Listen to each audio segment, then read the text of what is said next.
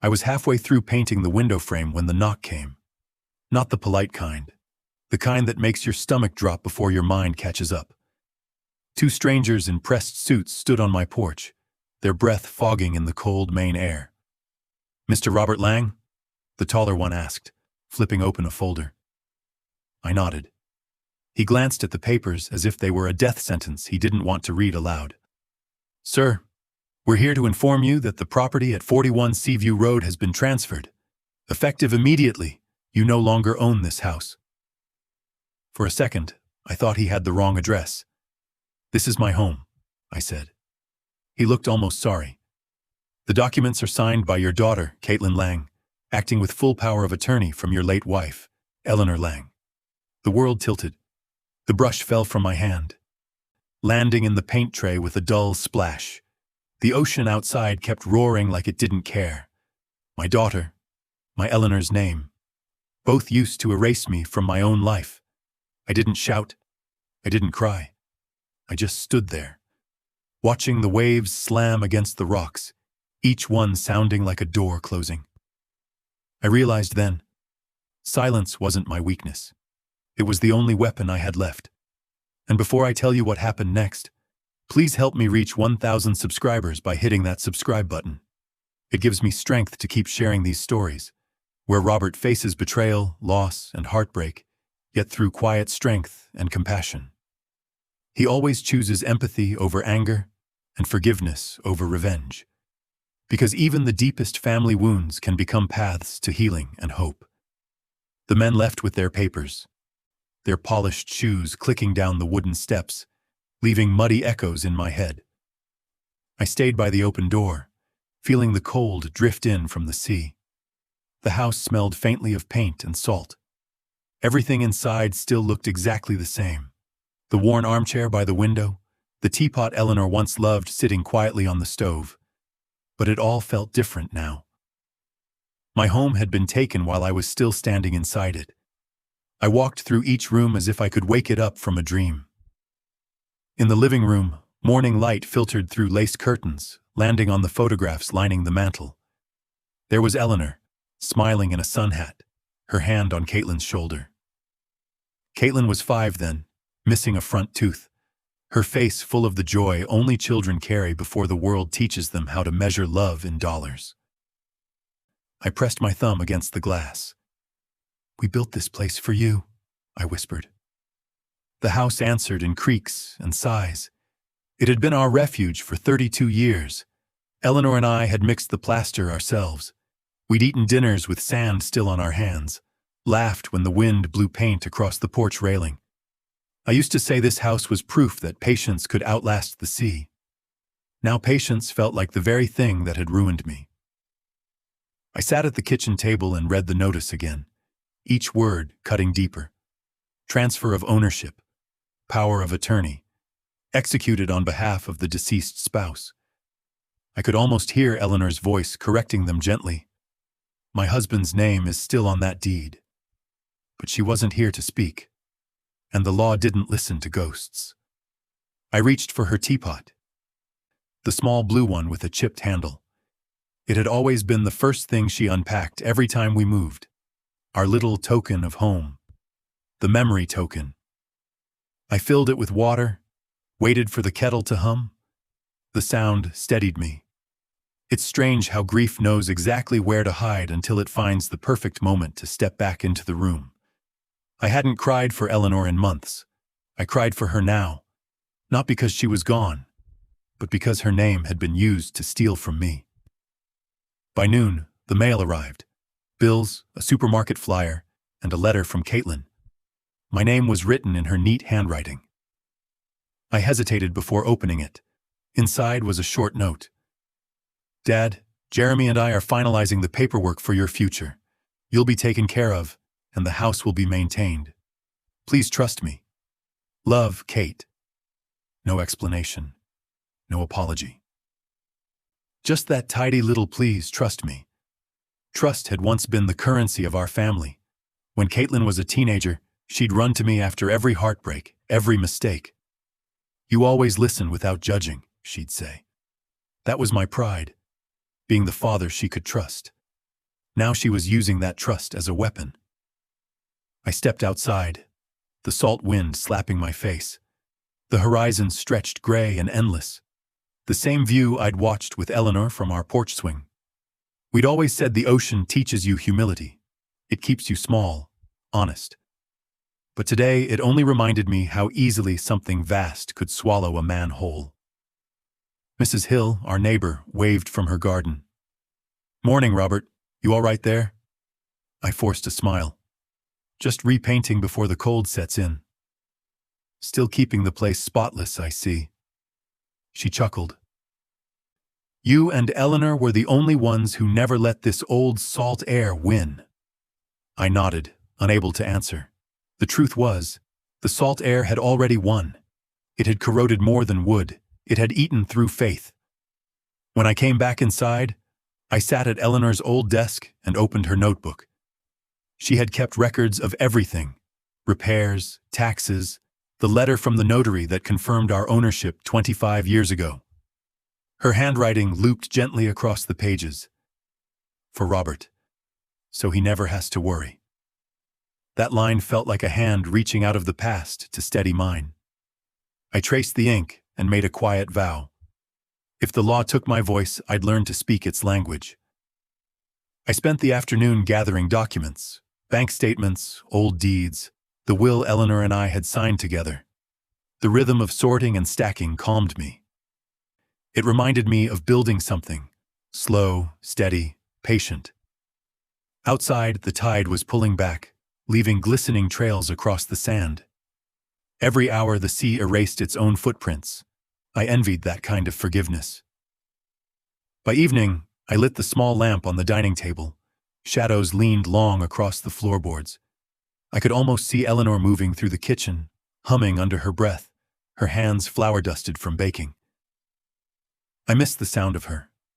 I missed the way she believed goodness was enough to keep people honest. The clock on the wall ticked softly, a steady reminder that time, unlike people, never betrays its promises. I stared at Caitlin's note again. "You'll be taken care of." The phrase stung. It was the same line people use for pets, not fathers. I folded the letter neatly and tucked it beside Eleanor's teapot. If they wanted to take my home, they could have the walls and windows. But the story of what happened inside, Eleanor's laughter, the nights we danced barefoot to the sound of rain, the mornings when our daughter's giggle filled the hall, those belonged to me. As the night deepened, I sat by the window and watched the lighthouse beam sweep across the water. Each flash lit the frame of the house like a heartbeat. I realized I wasn't angry yet, just hollow. That's the dangerous part of betrayal. It doesn't start with rage. It starts with disbelief so quiet you can hear your own breathing trying to understand it. Somewhere out there, Caitlin believed she was saving me. Jeremy probably told her it was practical, efficient, the right thing to do. They always spoke in words that sounded reasonable until you noticed the greed sitting behind them. But I wasn't going to argue. I'd spent my whole life teaching my daughter how to stand on her own. Now I'd teach her something harder, that silence can stand too. I closed the door, turned the key, and whispered to the empty house, "You're not theirs yet." The sea answered with one long, low roar. Tomorrow, I'd start finding the truth buried under their signatures. But for tonight, I let the house rest, the clock ticking like a promise that not all time was lost, only borrowed. And that was the night I stopped feeling like a victim and started becoming a witness. The next morning came dressed in fog. It rolled in from the sea and pressed against the windows like a living thing. I woke before dawn, unable to shake the image of those two strangers standing on my porch. Their words had followed me into my sleep. Effective immediately. I brewed coffee in Eleanor's chipped pot and watched the light creep over the water. The fog thinned just enough to reveal the rocks below, slick and dark, like the truth trying to surface. I had a quiet plan forming in my mind, though I wasn't ready to name it yet. The first thing I did was call Caitlin. Her voice came through cheerful, too bright. "Dad, I was going to call you later. How are you?" I let the silence hang for a beat longer than usual. I had visitors yesterday, from the county office. The pause on her end was sharp, then she recovered. Oh, they must have gone to verify the transfer. Don't worry, it's just a formality. A formality, I repeated, tasting the word like metal on my tongue. They told me I don't own the house anymore. Well, technically, she began, her tone shifting into that polished, business-like register she used when she wanted control. It's still in the family, Dad. You're not losing anything. You'll stay there as long as you like. I looked around the room. The walls I built with my own hands didn't feel like family anymore. And if I decide to sell? Her laugh was small and nervous. Why would you do that? It's your home. We're just managing it now. For you. There it was. The crack. Subtle, deliberate, managing it now. The same way she used to say she was helping Eleanor pay the bills, when she'd already decided how the money would be spent. Your mother never mentioned a power of attorney, I said quietly. I found it in her files, she replied too quickly. You know how organized she was? Eleanor had been organized, yes. But she had never hidden anything from me, and she certainly wouldn't have signed away my future without a word. I'd like to see that document, Caitlin. I'll send a copy, she said, but the warmth had drained from her voice. Dad, please just trust me, all right? I'm trying to make things easier for everyone. Easier. That word, again. I thought of Eleanor's last days, when easier meant lifting her gently into bed, carrying her to the porch for fresh air, pretending not to cry when she smiled through the pain.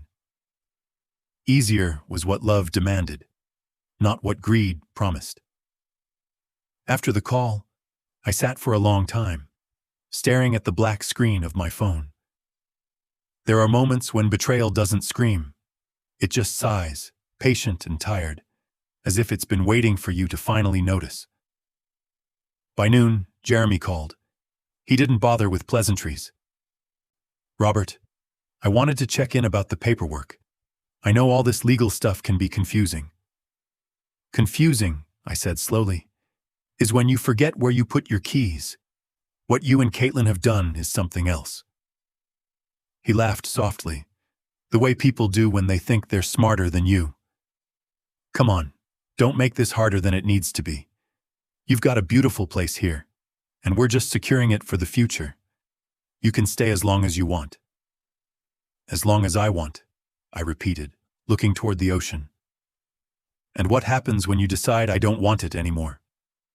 Silence. Then he said, You're reading too much into this. We're family. You raised Caitlin to be responsible, right? I raised her to be honest. He didn't answer that.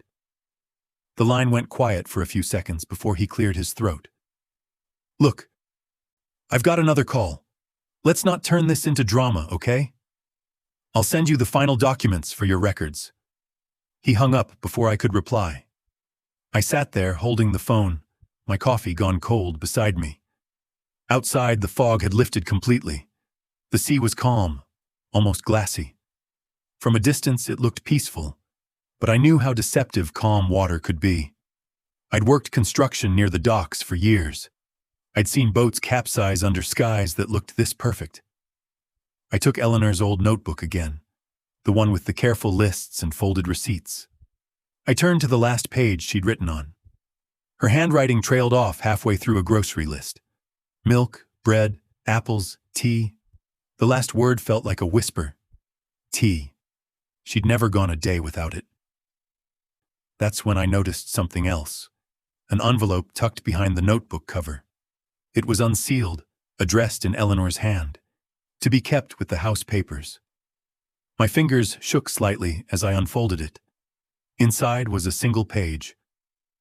Robert, this authorization allows Caitlin to handle hospital paperwork in case I'm unable. It expires upon my passing. No changes should ever affect our home without your consent. The date was 2 years before she died. I read it twice, then a third time, until the ink blurred. The original document might still be in the lawyer's records, if I could find him.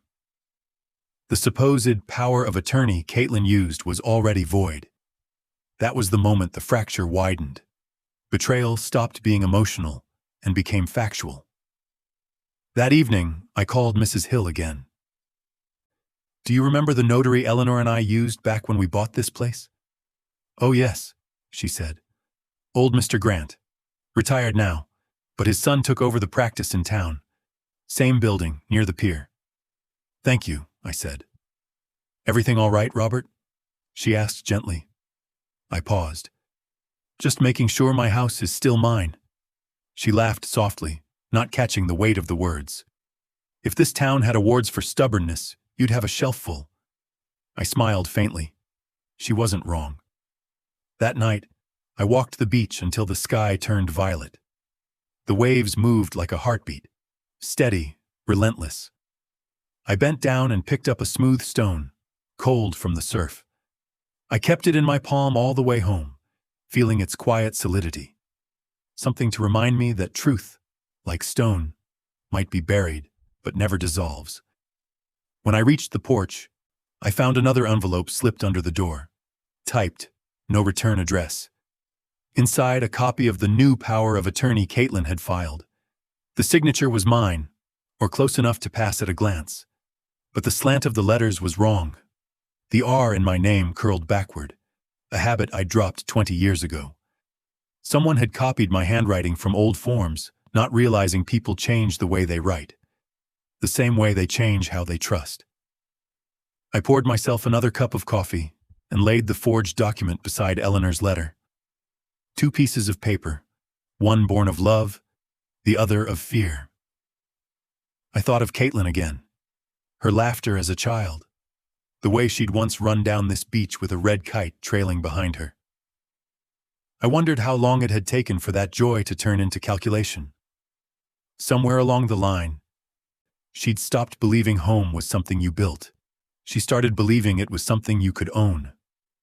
I didn't feel anger then, just resolve. Tomorrow, I'd visit Mr. Grant's office, but tonight, I sat with the sound of the tide, letting it match my breathing, slow and certain. I still didn't know how I'd fight this, only that I would, and I'd do it without shouting. Because truth doesn't need to raise its voice, it just needs to be heard. The next morning, the sky broke open with rain. Not the kind that passes quietly, but the kind that sounds like it's trying to wash the world clean. I stood at the kitchen window, watching it hammer the porch rails, the gutters overflowing into the yard below. The sea beyond was a dull silver sheet, the horizon barely visible. I took it as a sign. It was time to begin. I drove into town, the windshield wipers clicking a steady rhythm, like a heartbeat that refused to rush. Camden on a weekday morning always looked half asleep. Boats bobbing in the harbor, fishermen hauling crates of lobster, a few early tourists ducking into cafes. It was the kind of place where everyone knew everyone, which meant secrets traveled slower, but they always arrived. Mr. Grant's law office was on the second floor of an old brick building overlooking the main street. The brass plaque by the door still bore his father's name. Inside, the air smelled of old books and lemon polish. A young man, maybe 30, looked up from behind the counter. "Morning. Can I help you?" "I'm looking for Adam Grant," I said. "I believe he took over his father's notary practice." "That's me," he replied, standing to shake my hand. "And you must be Mr. Lang. My father mentioned you once. Built the house out on Seaview Road, right?" I nodded. "Built it with my own hands." He smiled. "He always admired that. Said you were one of the few people who still believed in doing things properly. I'm hoping that belief still counts for something." He gestured toward his office. "Let's find out." We sat across from each other at a desk littered with files. The rain thudded against the window behind him, muffling our voices in a kind of gray privacy. I slid 2 envelopes across the table, one with the forged document Caitlin had filed, and one containing Eleanor's original letter. I need to know which one the law listens to. Adam studied the papers carefully, his brow furrowed. "This signature, you're right, it's not consistent. The stroke pattern is off, and the witness stamp is missing the embossed seal. Whoever notarized this didn't go through us. So it's fake. He hesitated. It's altered. Someone copied a legitimate document and refiled it with changes. See this code here? He pointed to a tiny printed line near the bottom. That's not your wife's original document number. The real one would have been archived by my father years ago. I can check for you. He stood and disappeared into the back room.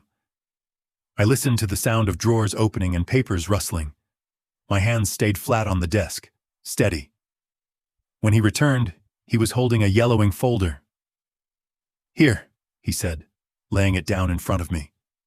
This is the original file. Signed by Eleanor Lang, notarized March 2019. Limited power of attorney, strictly medical, expires upon death. He looked up.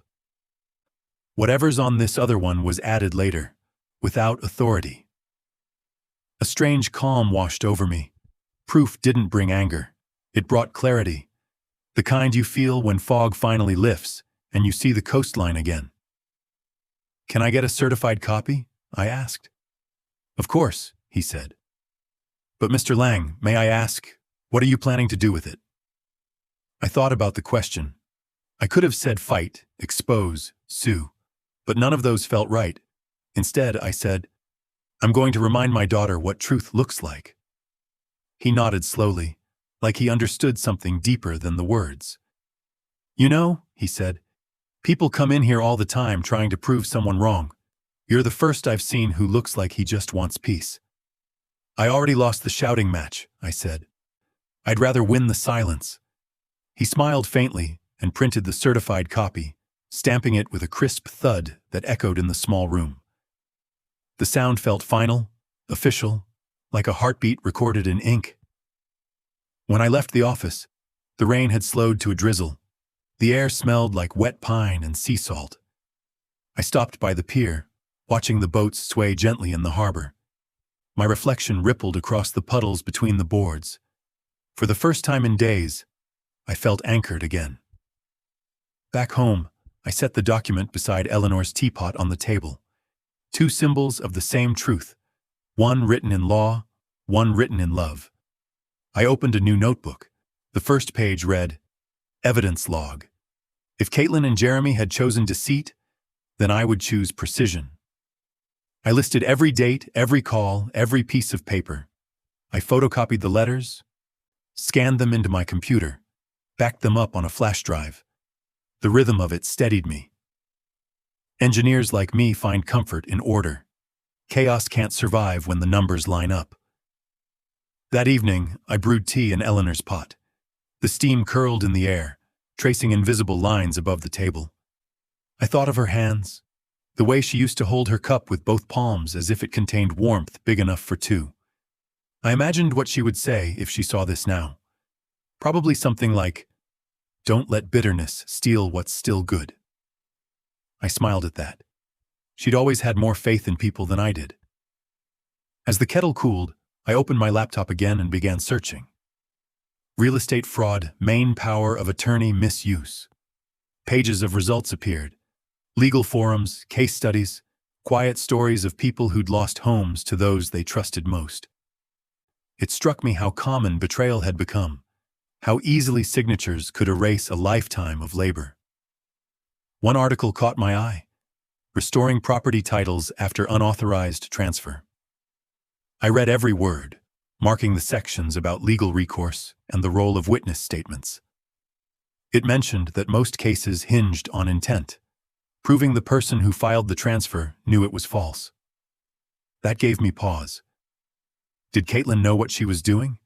Or did Jeremy handle it, convincing her it was harmless? I wanted to believe she'd just been misled. That made the ache in my chest a little easier to carry. By the time I finished reading, the clock struck 10. The house was quiet except for the ticking and the soft hush of the tide beyond the window. I closed my notebook, feeling the steady pulse of resolve under my skin. Tomorrow, I'd visit the county records office, quietly. No confrontation, no accusations, just observation. Strategic silence. Before going to bed, I wrote one more line in the notebook. Truth doesn't shout. It waits for the right room. I slept deeply for the first time in days. The next morning, I put on my gray jacket, the one Eleanor used to call my thinking coat, and drove to the county office. The clerk behind the counter looked up from her computer. "Morning, sir. How can I help you?" "I'd like to review the property transfer records for 41 Seaview Road," I said. She typed something into her screen, then frowned. "That file's under review, actually. There was a discrepancy noted." I felt my pulse quicken, though my expression stayed neutral. "A discrepancy?" "Yes, sir. The notary seal didn't match the registered records. It's being held pending verification." "That's good," I said softly. She looked surprised. "Most people don't think so." "Most people don't build their houses from the ground up," I replied. She chuckled nervously. "Well, you'll be notified of the outcome once it's cleared." I thanked her and walked out, the corners of my mouth lifting just slightly. The cracks in their plan were starting to show. Outside, the air was crisp, the storm completely gone. I walked along the harbor before heading home. The fishermen were unloading their morning catch, their voices rough but friendly. One of them called out, "Morning, Mr. Lang. Seas calmer today?" "Not calm," I said, "just patient." He laughed without understanding. When I returned home, I placed the certified document in a folder marked Truth. I kept the folder in the drawer beside Eleanor's photo. Each piece of paper, each signature, felt like a step toward something bigger than revenge, toward restoration. As the day faded, I brewed another pot of tea and watched the light dim over the water. I realized I didn't need to rush. The truth was already moving, steady and sure, like the tide creeping back in. Some battles are fought with voices. Mine would be fought with signatures, and I intended to sign every single one. The fog returned the next morning, thick and low, swallowing the coastline until the sea and sky became the same color. I'd always loved mornings like this. Eleanor used to call them quiet blankets, but that day, the quiet didn't comfort me. It warned me. My phone buzzed around 8. A message from Caitlin. "Dad, just checking in. We'll come by next weekend to finalize everything with the buyers. You don't need to worry about the paperwork. It's all under control." Buyers. The word landed like a cold stone in my chest. So it wasn't just a transfer. They were selling the house. My house. For a long time I stared at the message, the blue light reflecting off the window. The waves crashed faintly below, as if even the ocean had to exhale for me. I typed a single reply. "Under whose control, Caitlin?" Then I set the phone down and let the silence stretch. No answer came. By late morning, I was at the coffee shop in town, Harbor Grounds, the kind of place that smelled of roasted beans and salt air. I took my usual corner seat by the window, my folder of documents tucked beneath my arm. The barista, Nora, poured my coffee without asking. "You're in early today, Mr. Lang." "Couldn't sleep," I said. She smiled softly, then nodded toward the bulletin board behind me. "Funny, someone pinned a real estate flyer up there yesterday. Thought it looked like your house." My chest tightened. I turned and looked. There it was. Oceanfront property, 41 Seaview Road. 3 bedrooms, original hardwood floors, breathtaking view.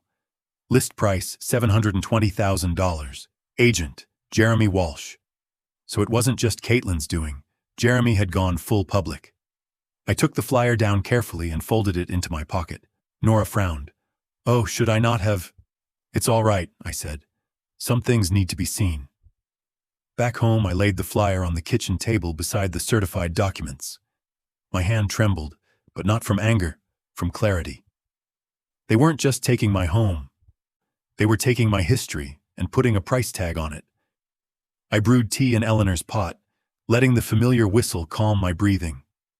Steam fogged the glass as I stared out at the horizon. The fog outside was starting to lift, just enough to show the outline of the rocks below. For the first time, I saw it differently, not as isolation, but as evidence. Every stone, every nail, every board in this house was a record. Proof of work, proof of life. That was when the idea came. I didn't need to expose Caitlin or Jeremy. I just needed to document what already existed. That afternoon, I drove to the local surveyor's office, a small building behind the library. An older man with glasses greeted me. "Morning, can I help you?" "Name's Robert Lang. I built the property at Seaview Road myself in 1991. I'd like to get a historical verification on the structure and ownership." He nodded, pulling out a thick binder. "Ah, that's the house everyone talks about. Built to last, that one. You did fine work." "Thank you," I said. "Do you have any records showing me as the original builder?" He leafed through a few pages, then smiled. "Here we go. Building permit issued to Robert Lang, contractor self-certified. March 12, 1991. There's even a note from the inspector. Superior workmanship." "Could I get a certified copy?" "Sure thing. Give me 10 minutes. While he printed the documents, I noticed a calendar on his wall, a photo of the lighthouse at dawn, its beam cutting through thick fog, a reminder that even the smallest light can expose the biggest lie. When I left, the man handed me the folder. "Always good to see people care about the details," he said. "I find the details are what the liars forget," I replied. By the time I returned home, a voicemail was waiting on my phone. Caitlin again. Her voice sounded forced, rehearsed. "Dad, please don't make this difficult. Jeremy says the sale can close fast if we all cooperate. You'll be taken care of. You can move into that assisted community we showed you last year. It's peaceful. You'll love it." Peaceful, like a cage padded with nice wallpaper. I sat down and played the message again. Then I noticed something faint in the background. Jeremy's voice, low but audible. "Did he sign the release form yet? We can't proceed without it. Release form." I rewound the message, played it again, and this time recorded it using my laptop's mic. I trimmed the clip, labeled it Evidence 2, Sale Coordination Recording. The notebook on my desk was filling quickly. Each note was a breadcrumb leading back to the truth. Later that evening, while the sky burned orange behind the clouds, I heard the crunch of tires outside. I stepped onto the porch. Jeremy was standing there, his suit damp from sea mist, his smile stretched too thin. "Evening, Robert," he said. "Mind if I come in?" I held the door halfway open. "If it's about the house, you can speak from there." He chuckled. "All right, fair enough. Look, I know you're upset. Change is hard, especially at your age." "Stop," I said quietly. "Don't make this about age." He raised his hands. Okay. But the deal's already in motion. We've got serious buyers, cash offers. You'll have everything you need. Trust me. Like I trusted you with my daughter's future?" The question landed sharper than I intended. He looked away. "You're twisting this. We're just trying to secure what's best for everyone." "For everyone," I repeated. "Then why is your name on the flyer?" He froze. "What flyer?" I held it up between two fingers. The paper fluttered in the breeze like a flag of guilt. His smile vanished. "You shouldn't have seen that yet." "I shouldn't have to," I said. "You used my wife's name to steal what she and I built. You used my daughter's trust to sign papers she barely understood. And now you want to call it business?" For the first time, Jeremy's confidence cracked. "She agreed, Robert. Caitlin agreed to everything. Then she can answer for it." He stepped closer, his voice low. "Don't make this ugly." "It already is," I said. We stood there in silence, the wind pushing between us. Then he sighed and walked back to his car. "You'll regret making this difficult." "I stopped regretting things when my wife died," I said. He didn't look back. After he left, I closed the door and leaned against it, breathing deeply. My heart was steady. My hands weren't shaking. I walked to the table and wrote another line in the notebook. "Threats are proof that truth is getting close." The house felt different again. Not fragile, but alive. It had absorbed every conversation, every secret. It was listening with me. I picked up the surveyor's folder and the audio recording, slipped them into the evidence file beside Eleanor's letter. Then I opened her notebook again, tracing the faded lines of her last entry. She had written one final note before she passed. I'd read it 100 times, but never really understood it until now. If they ever forget who we are, remind them kindly, but firmly. Kindly, but firmly. That was Eleanor's way. I poured a cup of tea, carried it to the porch, and watched the sea churn under the moonlight. Somewhere out there, the tide was turning. I could feel it. Tomorrow, I would take my findings to the attorney. Not to attack, to clarify. The difference mattered. The fog rolled back in as I sat there, wrapping the house in white. I could hear the low hum of the lighthouse in the distance, its beam sweeping rhythmically across the dark. Every few seconds, the light touched the water, then vanished again. Just like truth. Always there, even when you can't see it. That night, before going to bed, I placed the flyer, the survey papers, and the audio recording in a small wooden box. Then I locked it, sliding the key into my pocket. The evidence token. It wasn't much, but it was enough to make silence louder than any argument. And as I turned off the light, I whispered into the dark. Tomorrow, they'll hear the quiet. The following afternoon, the wind shifted, the kind that carried salt deep into your lungs and left the windows whispering.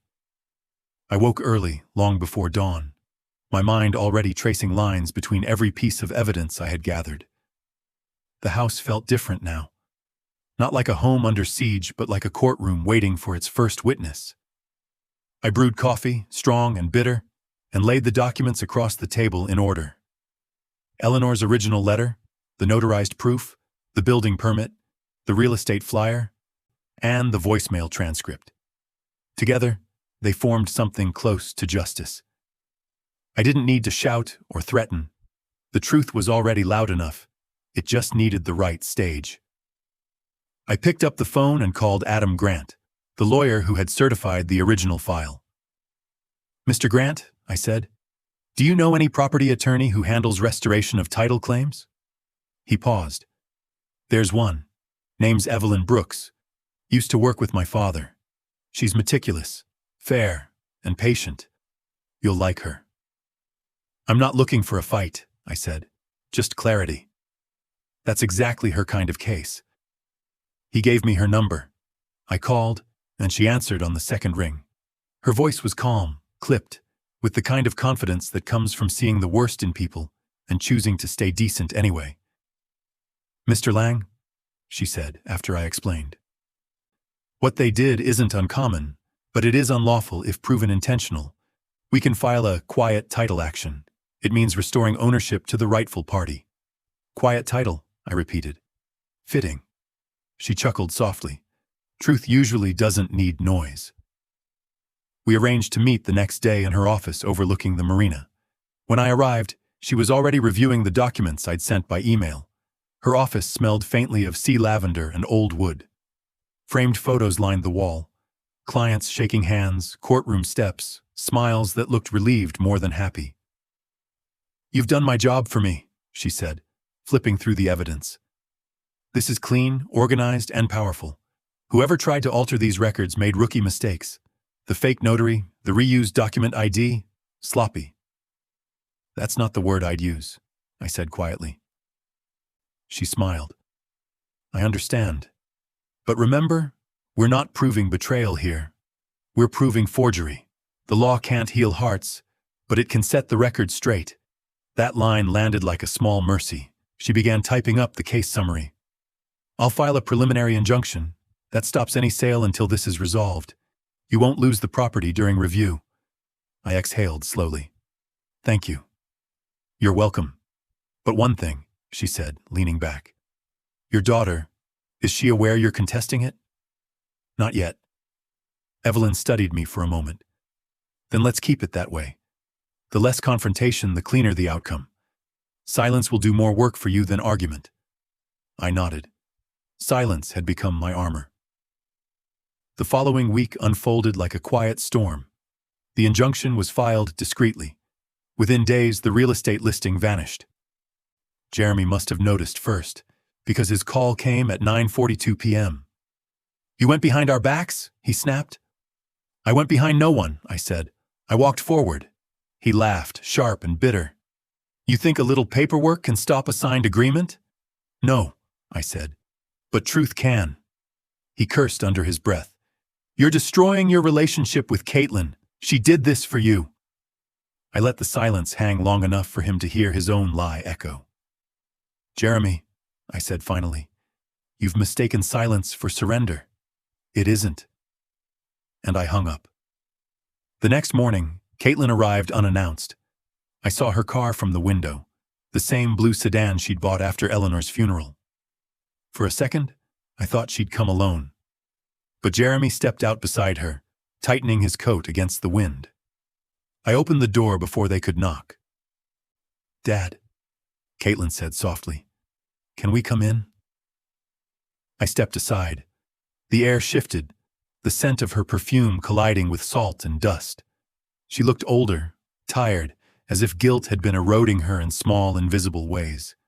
Jeremy kept his voice polite but tight. "We need to talk about the injunction you filed." I gestured toward the table where the documents lay. "You mean these?" He flinched slightly at the sight of the folder labeled Truth. Caitlin glanced between us, uneasy. "Dad, please," she began.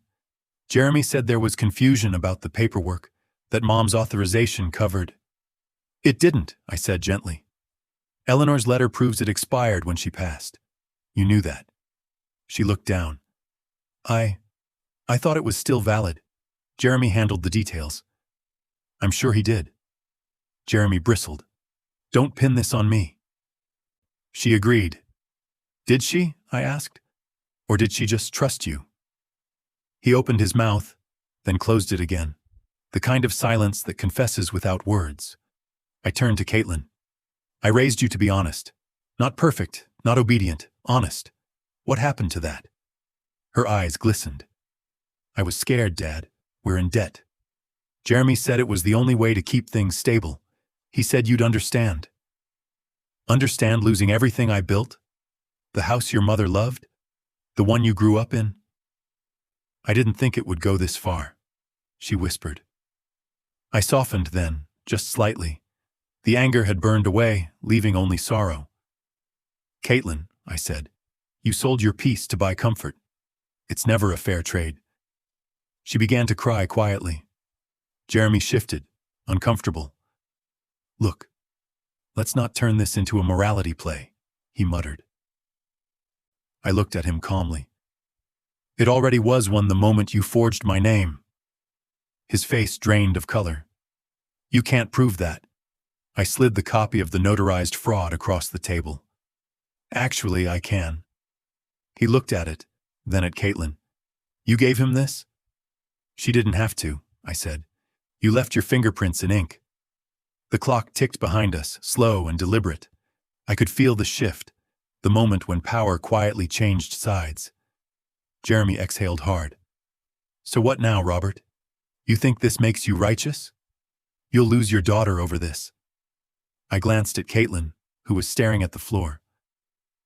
"I'm not losing her," I said softly. "I'm teaching her what losing means." After they left, the house felt lighter, as if it had been holding its breath.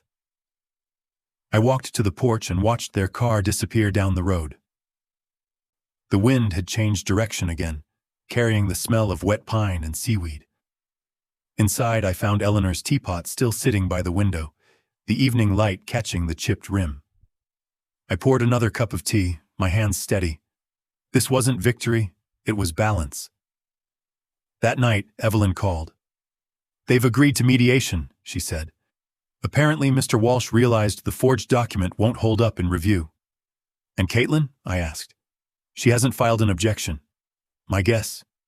She's stepping back." I nodded slowly. "That's good." "It is, but the hearing's still scheduled. The judge will want to see both parties. You'll have your moment to speak." "I don't need to," I said. The papers will. She chuckled softly. Still, you might want to say something. Sometimes silence wins the battle, but words close the war. The day before the hearing, I sat by the shore with Eleanor's photo beside me. The sea was restless, throwing spray across the rocks. I thought of how easily people drown in their own choices, not because the waves are strong, but because pride keeps them from reaching for the shore. I whispered to her photo. I stayed quiet like you taught me. A gull cried overhead, its shadow cutting across the water like a passing thought. When I went home, I opened my notebook to the last line I'd written and added another beneath it. My calm became his storm. The next morning, I put on my jacket and gathered the folder. As I stepped outside, the air was sharp with salt and sun. Across the road, Mrs. Hill waved from her garden. Heading somewhere important? Yes, I said, to let the truth speak. She smiled, though she didn't understand. Well, don't let it talk too long. It's a chilly morning. I smiled back. It won't need to. When I reached the courthouse steps, I paused and looked up at the building. Solid stone, weathered but still standing, just like me. Inside, the hearing room was quiet, the kind of silence that hums before something ends. Caitlin was already there, sitting alone. Her eyes found mine, hesitant but searching. I nodded, nothing more. Evelyn touched my shoulder. Ready? As I'll ever be. The clerk called the session to order. Papers rustled, the air held its breath. And I thought, justice doesn't roar, it signs. The courtroom was smaller than I'd imagined, almost intimate. Sunlight slanted through tall windows, painting thin golden stripes across the wooden benches. It smelled faintly of varnish and paper, a blend of history and accountability. Evelyn stood beside me, calm and precise, her case files lined neatly on the table. Across the room sat Caitlin and Jeremy. She looked pale, hands clasped tight on her lap. He looked angry in the way only cornered people do, restless, defensive, eyes scanning for exits that no longer existed. The judge, an older woman with silver hair pulled back in a low bun, entered quietly. Her tone was brisk, but not cold. This hearing is for review of a property transfer dispute between Mr. Robert Lang and Ms. Caitlin Lang, with associated party Mr. Jeremy Walsh. Counsel, proceed. Evelyn rose, her voice smooth as still water. Your Honor, this is a simple matter complicated by deceit. The property at 41 Seaview Road was transferred without the consent of its rightful owner. We intend to show that the document authorizing that transfer was fabricated after the death of Mr. Lang's wife, and therefore null.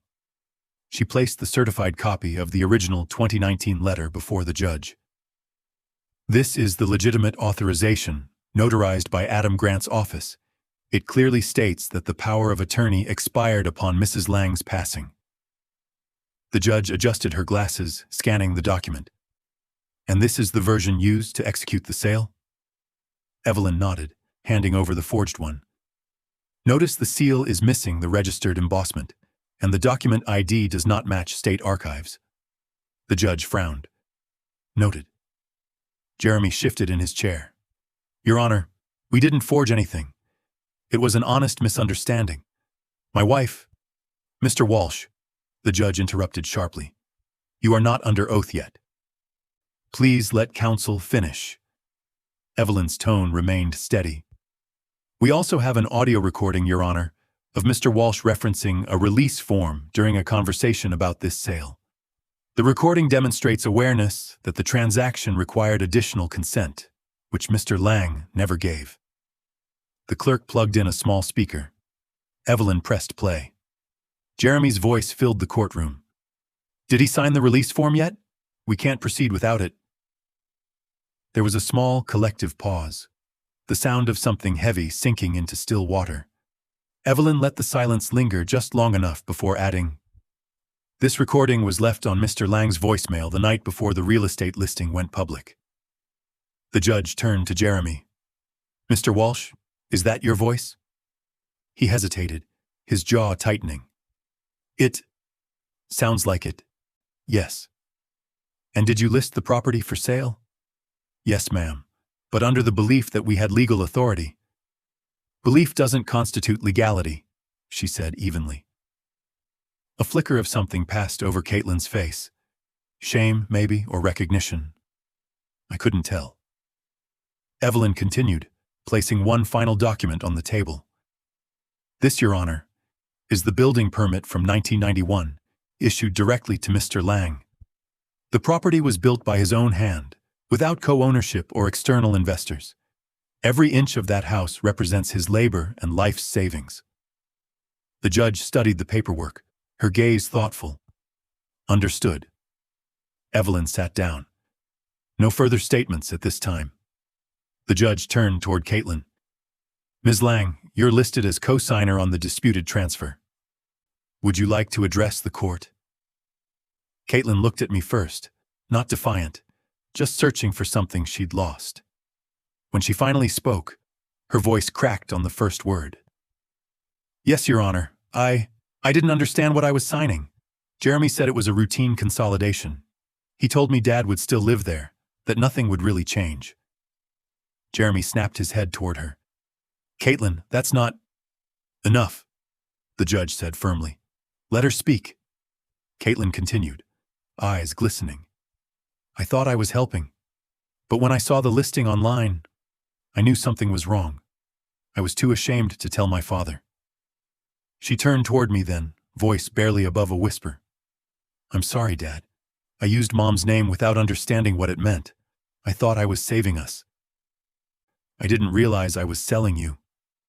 The words landed quietly, but they carried the weight of years. My throat tightened, but I stayed silent.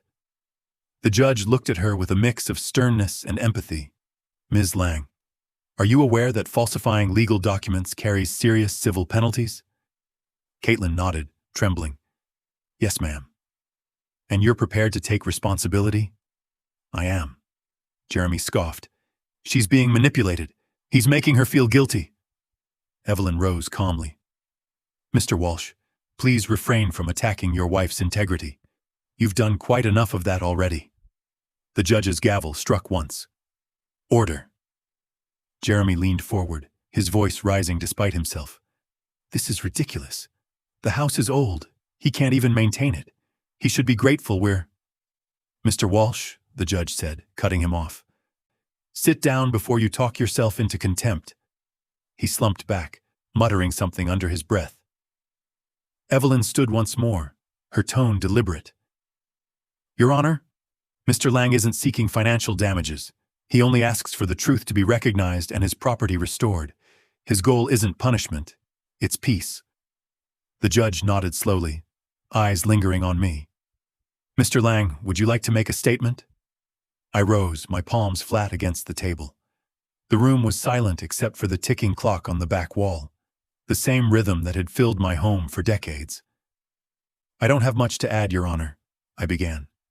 Only that this house wasn't built for profit. It was built for love, for a woman who believed patience was stronger than the sea, for a child who once thought her father could fix anything. I looked at Caitlin then. She couldn't meet my gaze. I've learned something in all this, I continued, that love without boundaries becomes permission, and that forgiveness doesn't mean silence. It means truth spoken kindly. I'm not here to win. I'm here to make things right. The judge nodded once, her expression softening. Thank you, Mr. Lang. Evelyn placed her hand lightly on my arm as I sat. The warmth steadied me. The judge took a long pause before speaking.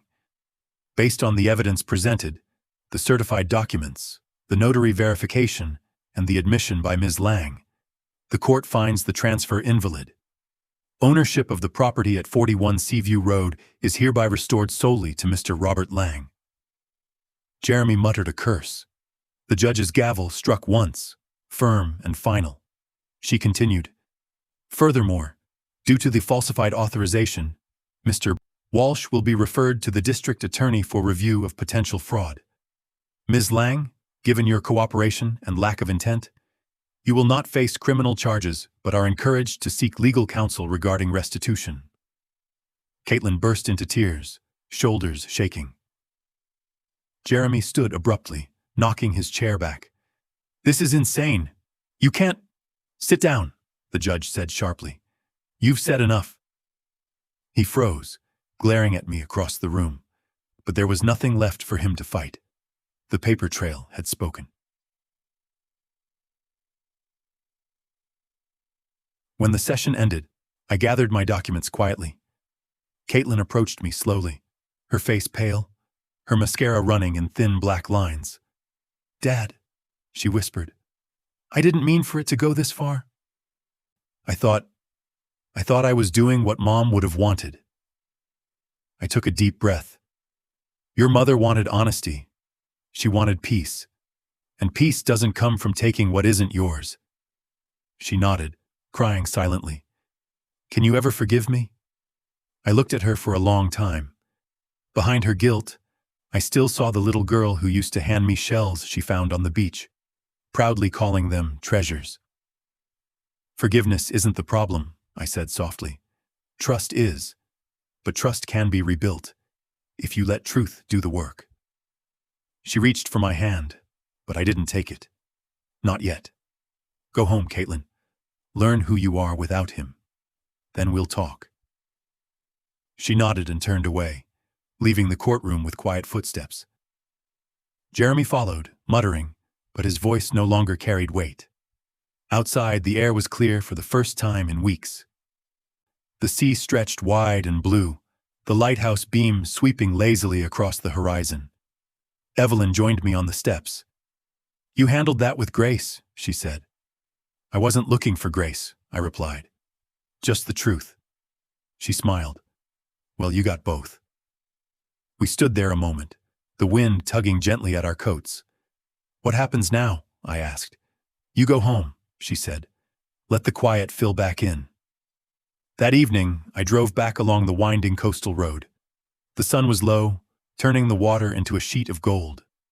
When I reached the house, I stopped at the gate and just looked. The chipped blue shutters, the porch swing swaying slightly in the breeze, the window where Eleanor's teapot still caught the light. For the first time since this began, I felt like I was returning home, not defending it. Inside, I set the folder labeled Truth on the mantel. The papers inside were no longer weapons. They were closure.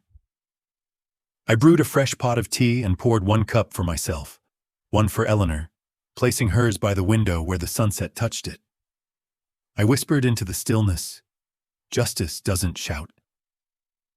Outside, the tide rolled in slow and calm, reclaiming the shore piece by piece. Tomorrow I would decide what to do with the house, whether to keep it, restore it, or pass it on. But tonight, it was enough to let the quiet speak. For the first time in a long time, silence felt like victory. The morning after the hearing, the sea was calm again. Not quiet, but calm in the way that strength sometimes sounds like rest. Gulls wheeled overhead, their cries soft against the wind. The tide had washed away the footprints from the day before, leaving only smooth sand and a line of seaweed glinting under the sun.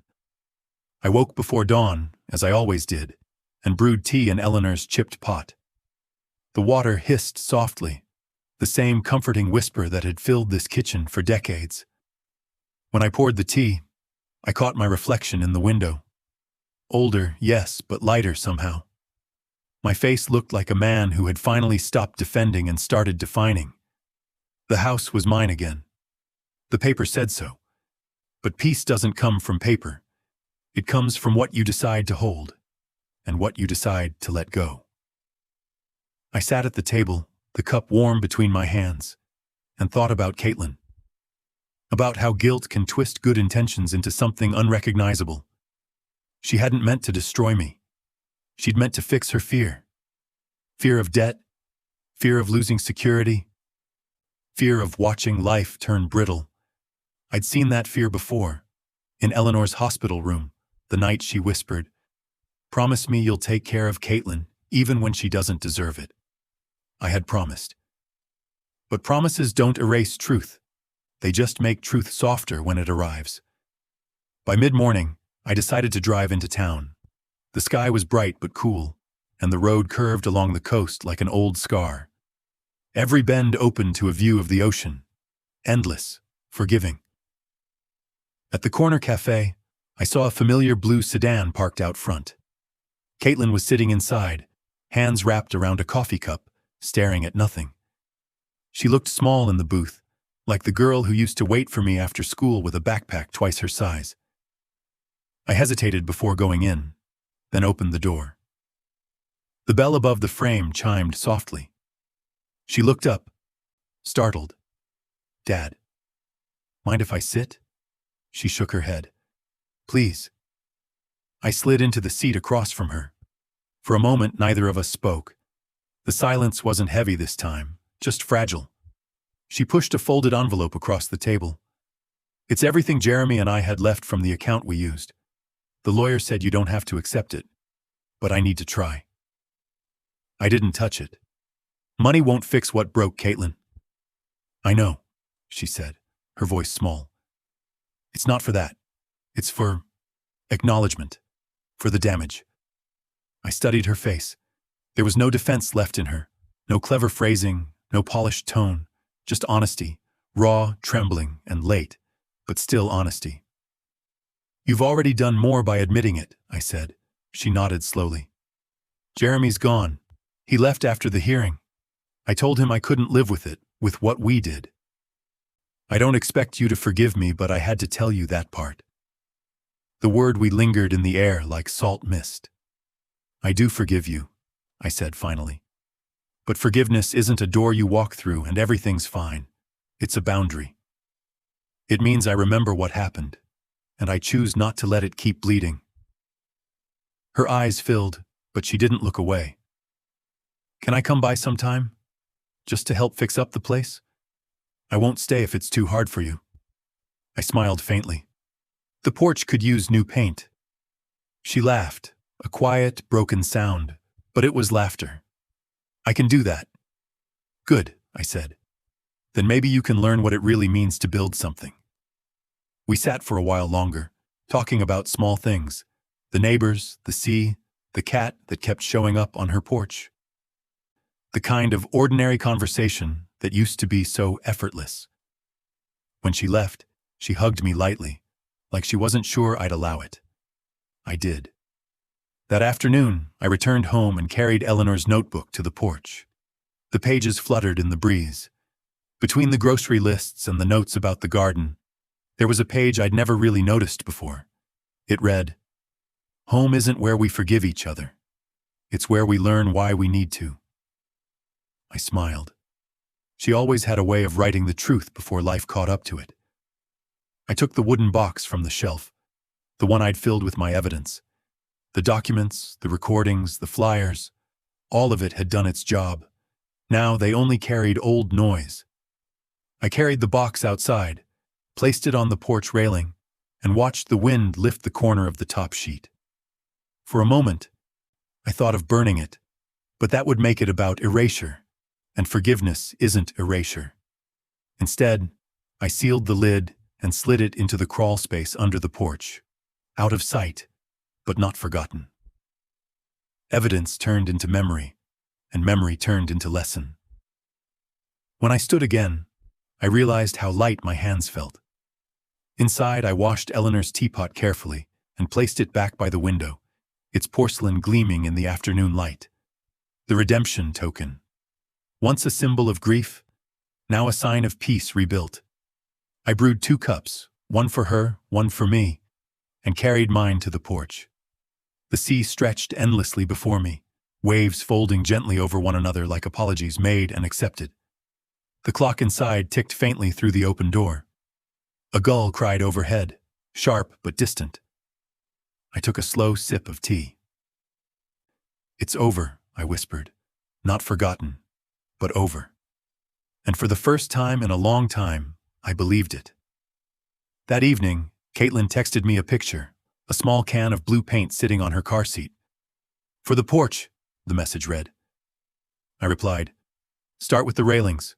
The rest can wait." 3 dots appeared, then vanished. Finally, she wrote, "Thank you for not giving up on me." I didn't reply. Some words don't need answers. They just need to exist. When night fell, I went to the window and looked out over the dark water. The lighthouse beam swept across the horizon in its steady rhythm, tracing the same path it always had. Forgiveness isn't about forgetting what happened in the dark, I thought. It's about remembering that the light still turns. I touched Eleanor's teapot one last time before bed, its ceramic cool beneath my fingers. She would have liked this ending, not perfect, but human. And as the house settled into its quiet again, I realized the silence no longer felt empty. It felt earned. The sea was pale and still the next morning, a mirror without judgment. The tide had gone out, leaving glistening stones across the sand like scattered thoughts waiting to be collected. I stepped onto the porch with my cup of tea. The air smelled of salt and paint. Caitlin had come by early, her car still parked near the gate. She was crouched by the railing, brush in hand, painting slow, careful strokes of blue. The same shade Eleanor had chosen all those years ago. When she noticed me, she smiled shyly. "Morning, Dad. I'm almost done with this side." I nodded. "Take your time. Good work lasts longer when it's done slowly." She laughed softly. "You always said that." "I still mean it." The rhythm of her brush moving across the wood blended with the faint hiss of the waves. There was no tension left, only the sound of effort, patience, and small redemption. Inside, I set Eleanor's teapot on the stove. The water hummed as it warmed.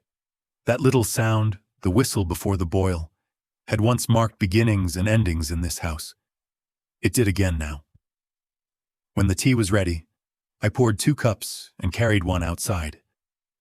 Caitlin stood to take it, her hands trembling just slightly. "Still your mother's recipe?" she asked. "Always," I said. She looked out toward the sea. "I miss her." "So do I, but I think she'd be proud we're still here, painting, talking." A small smile curved her lips. "Yeah. She would have told us to stop wasting time on guilt and start fixing the porch." I chuckled. "That sounds about right." We drank our tea in silence for a while. The gulls circled lazily overhead. The world, it seemed, had returned to its natural rhythm, a little worn, a little wiser, but moving. After she left, I stayed on the porch, watching the sunlight shift across the floorboards she had just painted. The color glowed soft and steady, a quiet echo of what this house had always been, a place where love survived its own mistakes. I went inside and took the redemption token, Eleanor's teapot, and set it by the window where the light hit it just right. The chipped handle no longer looked like damage. It looked like proof that something had been used, loved, and still endured. Next to it, I placed a small seashell I'd found on the beach that morning. It was smooth, imperfect, with a spiral that seemed to turn forever inward. I imagined Eleanor smiling at the sight, a new memory beside the old one. I picked up my notebook, the one that once held every line of evidence, every plan, every wound written down in order, and flipped to the last page. Beneath the words, "My calm became his storm," I wrote one more line. And from that storm came peace. Then I closed the book and tucked it onto the shelf beside Eleanor's. Later that evening, as the sky dimmed to a soft lavender, I walked down to the beach. The tide was low, the air cool. A few fishermen waved from the pier. Life in Camden went on, steady as the tide. I walked until the surf reached my shoes, the foam curling around the edges like forgiveness tracing old footprints. The house stood behind me on the cliff, small but steady, light spilling softly from its windows. I realized then that I didn't just win something back. I'd rebuilt it, piece by piece, word by word, silence by silence. Forgiveness hadn't erased the hurt. It had given it shape, so it could finally rest. I turned toward the horizon, where the last light of the day touched the edge of the water. For a moment, everything was still. The sea, the sky, even my own breathing. And in that stillness, I heard her voice again. Eleanor's, gentle and amused. The way she always sounded when she knew I was overthinking. You did good, Robert. You kept your promise. I smiled. We both did. That night, as I closed the door and turned off the lights, I took one last look at the teapot on the windowsill. The moonlight fell across it, soft and silver. For years, I'd thought silence was what loneliness sounded like. Now I understood it differently. Silence was the sound of peace returning home. The house creaked once, settling into the wind, and I felt it, the balance restored. I sat by the window, sipped the last of my tea, and whispered the words that had carried me through every storm. Because forgiveness rebuilds more than revenge ever could. If this story touched you, if you believe forgiveness takes more strength than anger ever will, I'd love to hear your thoughts below. And before you go, consider subscribing to Rebuild with Robert. It's free for you, but it means the world to me. And it helps more stories like this one find a home.